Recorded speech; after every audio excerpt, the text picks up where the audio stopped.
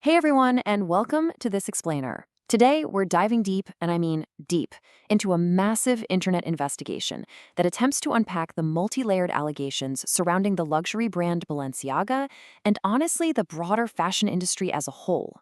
We're going to map out exactly what this source claims has been hiding right in plain sight. So let's just get right into it.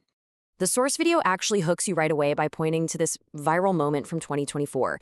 Indian musician Honey Singh literally went public saying he burned all of his Balenciaga clothing and he told his fans to absolutely never buy from the brand again. Now, what's really fascinating here is that this intense, fiery reaction in 2024 is actually rooted in a much darker, highly publicized controversy from 2 whole years prior. The investigation uses this exact moment as a jumping-off point, basically asking, what on earth did this brand do to provoke such an extreme reaction from a major celebrity?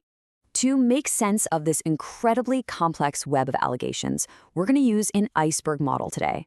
We'll start at the surface with the 2022 campaign scandal, dig into some hidden clues, profile the key figures, sink all the way down to scandals in other brands, and finally, look at the broader impact. All right, part 1, the 2022 campaign scandal. Let's start right at the surface level. The source traces a really specific timeline here. Back in 2022, Balenciaga dropped a holiday photo shoot that featured young children. Well, almost instantly, there was massive public backlash because these kids were holding teddy bears dressed in what looked exactly like bondage or BDSM harnesses. High-profile brand ambassadors, most notably Kim Kardashian, publicly condemned the brand. Balenciaga issued a formal apology, pulled the ads, the whole 9 yards. But the source points out a pretty wild contradiction. While the initial outrage was deafening, it eventually just kind of faded. By 2024, it really begs the question, why did celebrities like Kim Kardashian go right back to promoting them, while others, like Honey Singh, were still out there burning their clothes in protest? Moving on to part 2, hidden clues and controversial props. This is where we plunge just below the surface. The source acts as a magnifying glass here, basically arguing that those teddy bears were just the beginning. They claim there was a chaotic amount of intentional visual evidence scattered throughout these shoots. Aside from the bondage bears, they point out alcohol deliberately placed near child models. But it gets much, much darker. In a totally separate Balenciaga and Adidas collaboration, the investigators zoom in on a partially hidden document. According to the source, this is a real-life court document from the Williams case, which is a genuinely horrific case of child exploitation. They also spot a diploma in the background belonging to a convicted child abuser. While the video claims these were placed intentionally as Easter eggs, the real-world crimes referenced here are absolutely sickening. They also highlight background art books by Michael Bormans and Matthew Barney, which depict some extremely inappropriate themes regarding children. The argument here is, there's just no way this is all a coincidence. And this is where the source shifts from questioning weird aesthetic choices to outright allegations of the occult. They connect the brand to Satanism, specifically pointing to a photo featuring a bracelet with the name Baal. The creator defines Baal as a demonic figure historically linked to dark rituals and child sacrifice. The investigation even claims that if you just add an extra A to the brand's name, it literally spells Balenciaga. For the source, this is alleged proof that the brand is just openly mocking child safety and pushing occultism. Which brings us to part 3, key figures behind Balenciaga. We're going in for the deep dive now. The argument shifts here to say, look, these dark choices weren't accidental. You have to look at the people pulling the strings. A highly detailed profile of 3 main figures emerges. First up, creative director Demna Gvasalia. His previous brand, Vetmans, heavily featured occult symbols, which prompts the video to ask why Balenciaga would hire someone with that specific history. Next is stylist Lada Volkova. The source claims she posted deeply disturbing images of tied-up children on her personal social media. Finally, they zero in on collaborator Gosha Rubchinsky, who is accused of soliciting inappropriate photos from a minor online. The source links this to an incredibly toxic casting couch culture in the industry.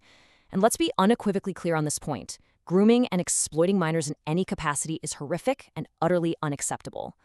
Focusing entirely on Demna for a second, the investigation tries to draw a continuous thread right through his career. They contrast his past work at Vetmans, which had that overt occult branding, with his mainstream work at Balenciaga.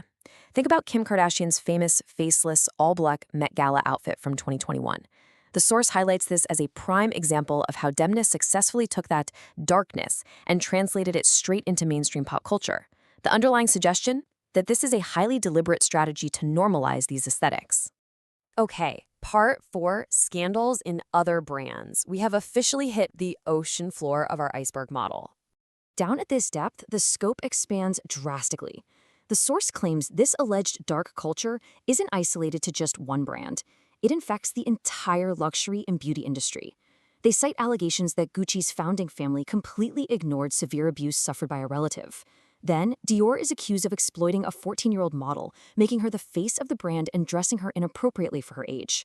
And perhaps the most shocking claim is aimed at the skincare brand SkinMedica.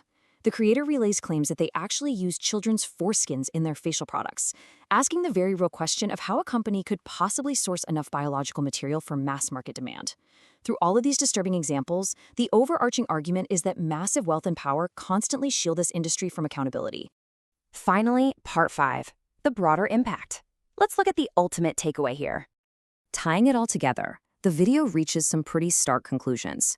It argues that traditional boycotts, they are essentially futile. Why? Because these brands are shielded by immense wealth, elite board members, and even secret societies like the Illuminati. It claims these elites are actively practicing the dark rituals hinted at in their ad campaigns. Celebrities, they say, are just complicit promoters who prioritize a paycheck over ethics.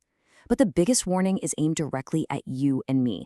The claim is that everyday consumers are being manipulated into unknowingly funding and promoting these practices every time we buy something.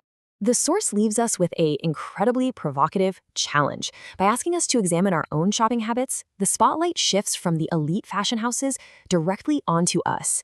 It asks, if these sweeping, massive allegations are actually true, how complicit are we all?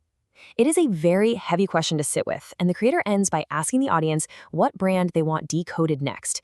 We've just mapped out a wildly intense internet investigation, taking you from a controversial ad campaign all the way down to claims of global secret societies. Thanks for joining me on this explainer, and keep questioning the world around you.